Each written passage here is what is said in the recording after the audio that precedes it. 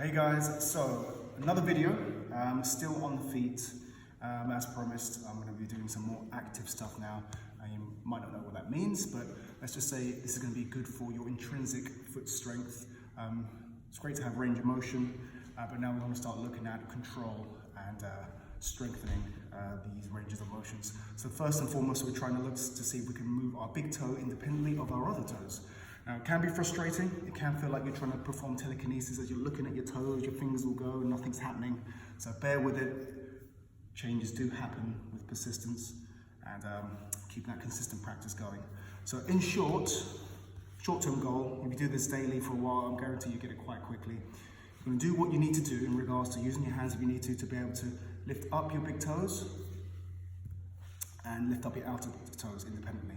So I'm pressing down on my outer toes and lifting up my big toes, and vice versa, pushing down my big toes and lifting up my outer toes. So to troubleshoot, I recommend first of all, doing one at a time. You can do this standing up, but I find it's easier. The bigger the angle here, the more slack you have to be able to do the big toe extension, for example. But also, what comes with this is it limits how much you can cheat. And what would be cheating is that you are, for example, lifting your outer toes, but the outside of your foot is coming off the ground, and vice versa. You're lifting your big toe up and the inside of your foot is coming off the ground. So first and foremost, you want to keep these 2 points, dirty feet as always, glued to the ground, push down the outer toes, lift up the big toe, push down the big toe, lift up the outer toe. Okay, how much? It's up to you. Just little and often is what I recommend. Once you've got that, you can coordinate it. I'll then maybe start to look at, as I've already mentioned, the quality of it, making sure that you have weight on the inside and outside of your foot. And maybe start to look at this space here.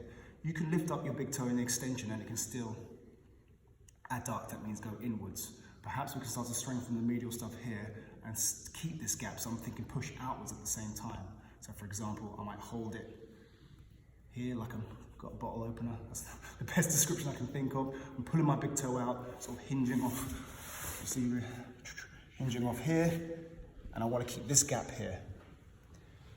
This is another way you can start to help. Let's say you're not getting anywhere. Lift up your big toe, hold the others down, get this stuff to contract. I'm contracting here, and then take it away and try and hold. Oh, and your brain tears as you build new neural pathways. And you lift it up, keep this all down, and just trying to get anything, even though these toes want to come up, pin them down, do what you need to do. Lift the other toes up, contract all the rest of the stuff, push that down. Oh, I haven't quite got it.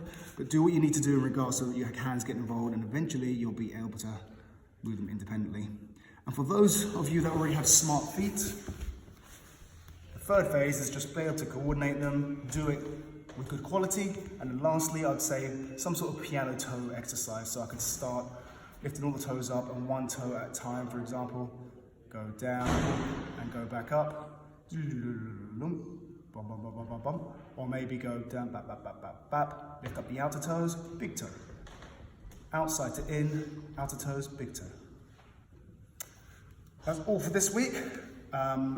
Please do send me requests. I'll gladly do you a video if you give me a good idea of something you'd like to see for another part of the body, anything, a skill, some ideas on conditioning, whatever you like. And please do let me know how you get on. I'll answer any questions. Just drop me an email or send me an Instagram message. Cool, have a good rest of the week.